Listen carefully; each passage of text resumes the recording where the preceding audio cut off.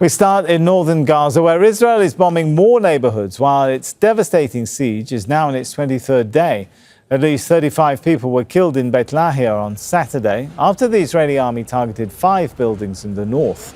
Another 10 people were killed in a separate attack, also in Beit Lahiya.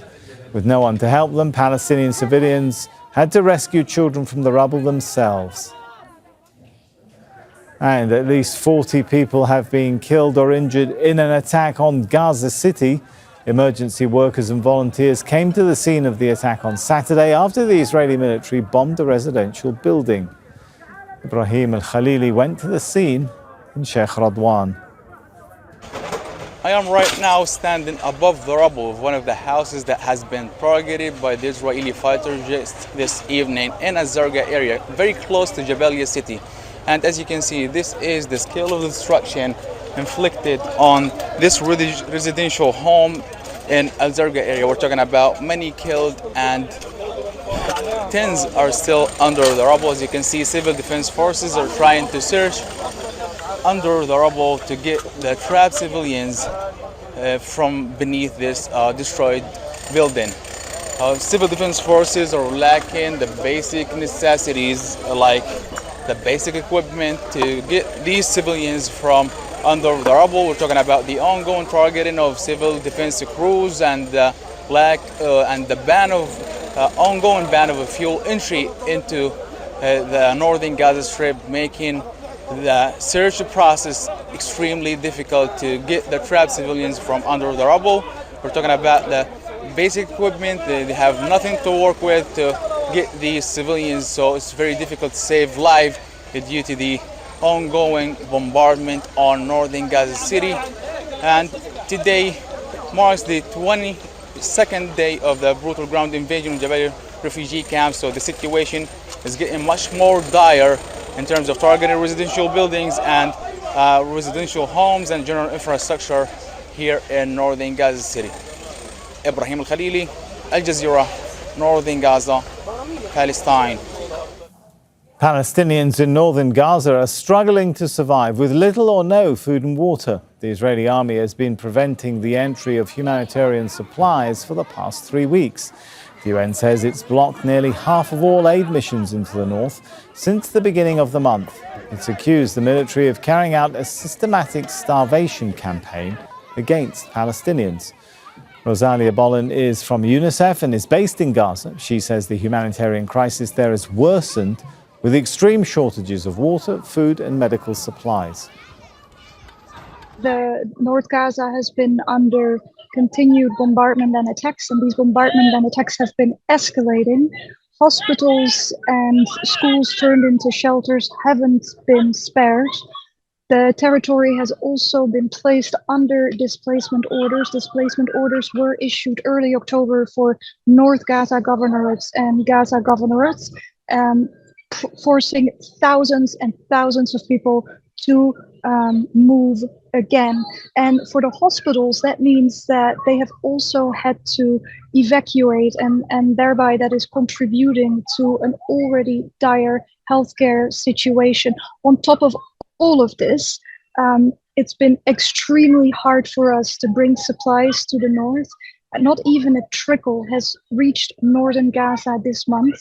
The latest I have is that 224 trucks were dispatched to northern Gaza this month. And that may seem like a lot, but it's not at all. 224 is the number of trucks that we would like to get there on a daily basis, not for an entire month. It's not even the bare minimum. And so in the hospitals, there's no food, there's no water for patients and for healthcare staff, there's no fuel, there's no electricity. And more generally, across northern Gaza, families and children are facing dire shortages of electricity, fuel, and supply. Well, Hani Mahmoud joins us live from Deir al-Balah in central Gaza. So first of all, Hani, take us through this horrific story. 35 people who survived the siege, the starvation. They managed to make it out. When we've heard testimonies of so many people that they sometimes have to dodge being shot at, they finally make it to Beit Lahiya, and then the building they are in Beit Lahiya that they make it to is bombed and they're killed.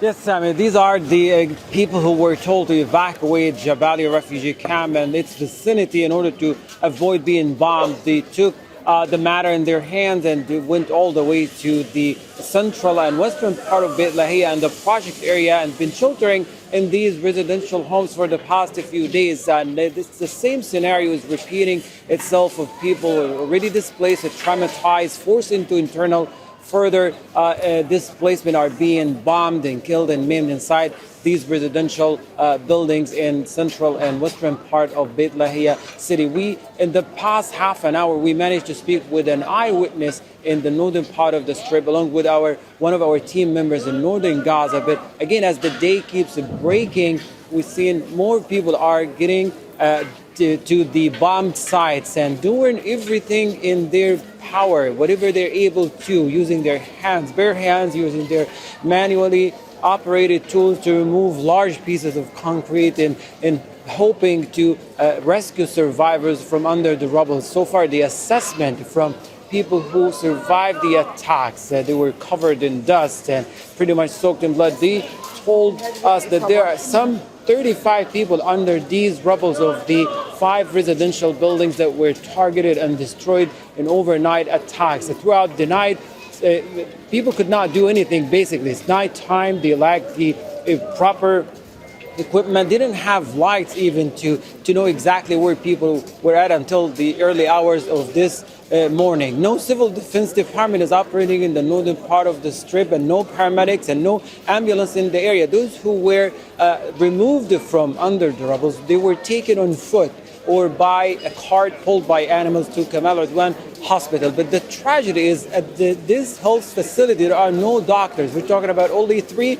medical staff available in this health facility. Everybody else was arrested by the Israeli militaries. In addition, there are no medical supplies and there are no medical equipment operating inside the hospital. So those who survive the attacks are unlikely to survive the terrible medical condition at the health facility. This is not the first time we're seeing this happening. This is the 23rd day in a row of this military siege and ongoing mass bombardment of the northern cities of the Gaza Strip, and the same tragedy keeps repeating itself over and over. The past few days, we see another example in Al-Hawaja street where the Israeli military destroyed close to 13 residential homes. And before that, Al-Fallujah, again, some 5 residential buildings were also destroyed while people were still inside. Once again, these are the people who are the local residents of Beit Lahiya, as well as the displaced individuals who were forced into internal displacement and been sheltering inside these buildings simply because they have relatives or they are in-laws, and somehow the Palestinians' family are connected to each other. But the tragedy is there is no safer place, and what we just seen is further proof that the Israeli military narrative of safe areas and evacuation orders are in fact death traps for Palestinians. All right, we'll leave it there. Thanks so much, Hani Mahmoud. Make sure to subscribe to our channel to get the latest news from Al Jazeera.